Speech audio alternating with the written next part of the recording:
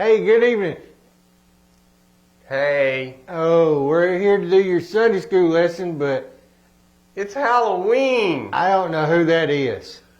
Do y'all? He's kind of, out there, huh? Oh, whoa. Hey now. But I don't know his name, but you got me too, and we're going to do... And you got Steve. Hey, it was Steve all the time. How about that? I tricked you. You did. You got me good on that one. It's like, peekaboo. Yeah. So, but your Sunday school lesson this week is about families. Oh, everybody's got a family, don't they? Yeah. You know, but you know, I got mine on eBay. do you bought them off? I bought them off eBay. Do you? Yeah. I tried to ship mine off once before, but they Amazon Prime. They wouldn't go. So, but you know how we start, and guess what? This week starts us. We start a new unit. What? Yes, we get a whole brand new unit verse. So that means, wait a minute, are they the same? No, they're not. I bet they will be soon, though. Soon, maybe 3 or 4 lessons down the road, maybe they'll be the same. But tonight, the unit verse comes from Romans 12, verse 10. Love one another deeply, and brothers and sisters, outdo one another in showing honor. Romans 12, 10. So the weekly verse is not going to be Romans 12:10. It is not. It's going to be Ephesians 6:2. That is correct. And that one says, honor your father and mother, which is the first commandment with a promise. That is. First commandment with a promise. Honor your father and mother. Can get father out there. Right? So we're talking about when Paul wrote a letter.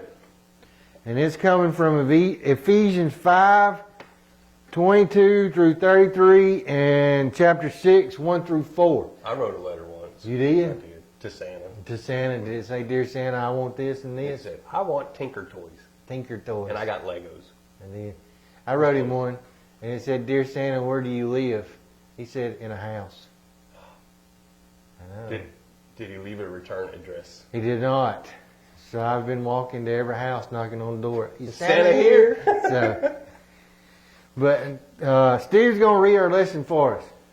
All right. While Paul was in prison in Rome, he wrote a letter to the Christians who lived in the city of Ephesus. Paul wanted to encourage them to love others like Jesus did. In Paul's letter, he wrote specific instructions about God's plan for families. He challenged families to honor Jesus by treating each other respectfully. Paul explained that marriage is a picture of Jesus and the church. Paul reminded the people that Jesus loved the church and gave his life for the church. Paul challenged the husbands to follow Jesus' example and love their wives as much as they love themselves. He told the wives to respect their husbands as head of the home. Like Jesus is the head of the church, Paul instructed children to obey their parents in the Lord because it is one of God's commands and the right thing to do. Paul told parents not to frustrate their children or make them angry or resentful. Instead, parents should provide loving discipline and training in the ways of the Lord. And that is from Ephesians 5, 22 through 33 and 6, 1 through 4. So Paul was in prison when he wrote this, and he wrote a letter going out.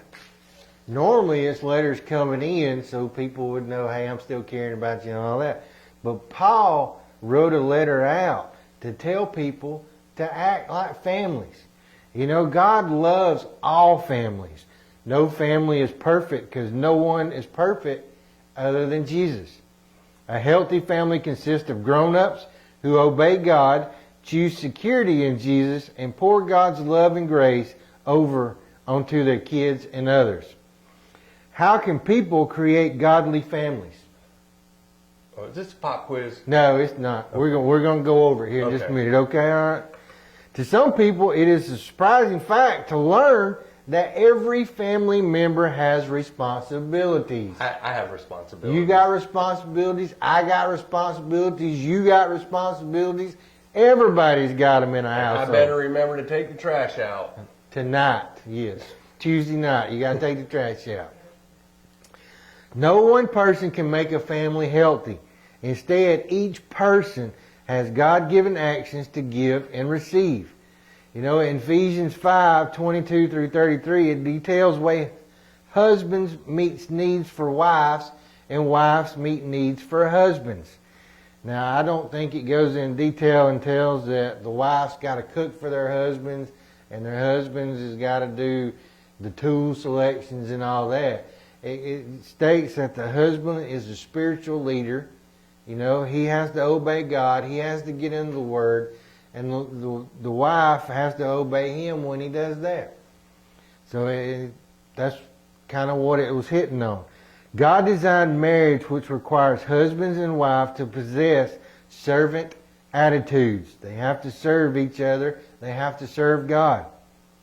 If husbands and wives slip into self-centeredness, which means they're all about their self. It's me, it's me, it's me. And they never think about anything else.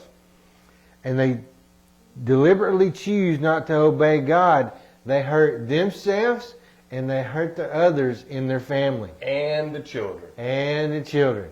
So it's not just you're hurting, it's everybody in this family that you've hurt. But there's hope. There is hope. Wow. Yes. God gives us hope. When husbands or wives obey God's laws, marriages can succeed. Together they can create a contented relationship in which children can thrive. You know what, children? You also have a role to play. It calls on children to share in the responsibility of forming a healthy family unit. Obedient and respectful kids can strengthen families.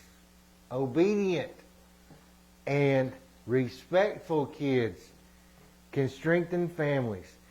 Husbands and wives, when kids obey God's laws, their families can succeed too. So you have to obey. You don't have, mom, dad tells you to do something, you have to obey them. You have to honor them. No matter where you live, no matter how many people make up your family, God planned for families to love, respect, and help each other out. He placed your parents over you to lead, to guide, to protect, and to provide for them. Most of all, God planned for parents to teach their kids about Him and His Son, Jesus. Now consider your family. How can you use this Bible story to help you become a more respectful, loving, and helpful family member? So think about it. You know, it says to honor, it says to be obedient, and be respectful. Now, out of those three things, are you doing them all three now? Or maybe you're doing one and you need to add the other two. So what can you change in your life to help your family unit grow and get stronger? I will practice that. You will? I will. I probably need to practice all three of them. So God loves you guys no matter what happens. He loves you every day, every minute, every hour. Show love and respect to your family members, and God will see that. So you said every minute, every hour, every day? Every day. All 24. Wow. 24? 24 hours in a day. 60 minutes in an hour. I think that's all I can go. 7 days a week. 7 days in a week. 365 days a year, unless it's a leap year. And then you got CES. You had one. Yeah. Wow, that's a lot of loving. That is a lot of loving. How can one person love us that much? It's God. It's God. It's God. Wow. Well, all right then. I meant to ask you. Uh-oh, question for me. Before we do the next segment, Okay. how was Children's Church? Children's Church was great. We carved the I pumpkin, saw your pumpkin. and then we baked it because I burnt the top a little bit when I lit the candle. The candle was about that far from the top. So you carved the pumpkin, and then you made pumpkin pie. We did, yes. But we didn't just carve a pumpkin. We learned what we cut the top off the pumpkin, then we cut the eyes, we cut the nose, cut the mouth, and then cut the ears. We learned the pumpkin prayer. and what it all symbolized. It was symbolizing that you have to open up. You know, open your mind, clear it out, and get ready to learn about God. The eyes were open up so you can see and learn about God and stuff like that. So it was good. How many kids did you have? We had 1, 2, 3. We had 4. 4 kids. 4. We did. Maybe this week we'll have 5. 5. Now, you know, there was one kid there that we knew about that wasn't going to be there. He had something predetermined and all that, and that's great. He had a permission. I gave him a little note that he could miss it, yes, and that's fine and dandy. You know, I miss church sometimes and all that, so that's fine and dandy. We're not getting on to anybody. We're not mad. We're not upset. You come when you can come and come and enjoy children's church. But if you can't, and your parents or somebody has got something planned for you to do, guess what you got to do? You got to honor your parents. That's right. That's right. So you know what time it is? Game time! That's right. So where was Paul when he wrote the letter to the Ephesians? Where was Paul? Was Paul at home? Not his permanent home. No, it wasn't his permanent home. He was it prison? Yes. You remember the blue light? Woo, woo, woo. And then clink. He was in prison. Yes. And he was in Rome. Rome. That's right. Rome is just a couple hours away. Yeah. Yeah. Is it? Yeah. Yeah. Oh, we're not that Rome. The way off of there. So Oh. we're in the Rome location. Maybe Not Georgia. not Georgia. The overseas Rome. Oh. The overseas Rome over there. More than a couple hours. More than a couple hours. Yes, yes, yes. To whom did Paul write his letter to? I didn't get one, so it wasn't me. It wasn't me. I didn't get one. I get emails nowadays. But Yeah. He didn't email me on it. He carved it out. Did he carve this one Yeah. out? Ding, ding, ding, ding, ding, ding. So. He wrote the letter to Christians in the city of Ephesus. Ephesus. Maybe we're pronouncing that right. I hope so. Yeah, he did. He wrote it to the Christians in the city. He was asking the Christians to do stuff for him. So he wrote this nice little letter. It probably had his monogram name on top, and he sealed it with some wax and all that. So it looked pretty and all when it came through him in the mail. Bird flapping, just drop it off, and it went right in Had the there. Elvis stamp on there. It did, yeah. What did Paul say is marriage a picture of? What is marriage a picture of? It's got to do with a person and a place. Is it on your iPhone? No. iPhone's a thing. Oh, it's a No. thing. Picture of. A picture of. I believe the person is Jesus. A profile pic. No. I guess that would be a thing too. Yeah, that's farmers only. So, yeah. No, it's Jesus and the church. A husband and wife should be like Jesus and the church.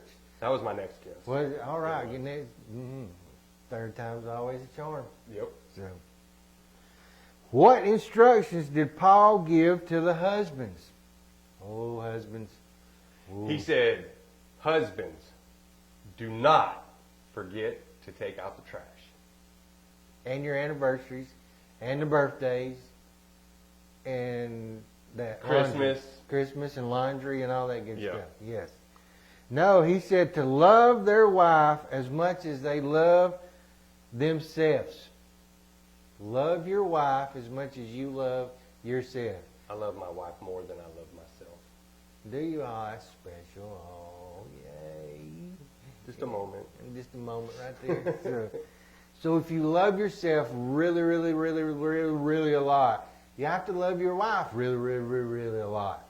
So it's equal. What instructions did Paul give to wives? Don't burn dinner. That's it. Cut the crust off the sandwiches. Yes, yeah. No. He said to respect their husbands as the head of the home.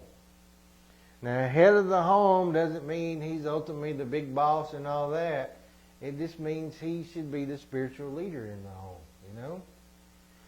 The husband should step up and be the one that gets into the Word and passes it down through the family. Why did Paul tell children to obey their parents? Because when their parents beat them on their PlayStation, not to get upset. Yes. Kids, don't get upset when Dad gets in there and beats you on football, okay? I don't got that problem because my kids beat me. The same. Because it's one of God's commands, and the right thing to do. You know, it said... That's probably the better answer. Yeah, it is. It is a really good answer. It is one of the commandments to honor and obey your parents. It's the first one as a promise. And you know, by now, by your age, you should know right from wrong. Obeying your parents is the right thing to do. Yeah. I wouldn't do the wrong thing because that's going to get you grounded. Yep. Yeah. And no PlayStation. And no PlayStation or Xbox after that. No iPhone, no iPad. No Snap Tweet and Snap tweet. Face blog, whatever, and all that. None of that no more. So remember, kids, honor and obey your parents. Help your family grow. And I'll say goodbye. And I will see you at 10:30 on Sunday at Children's Church.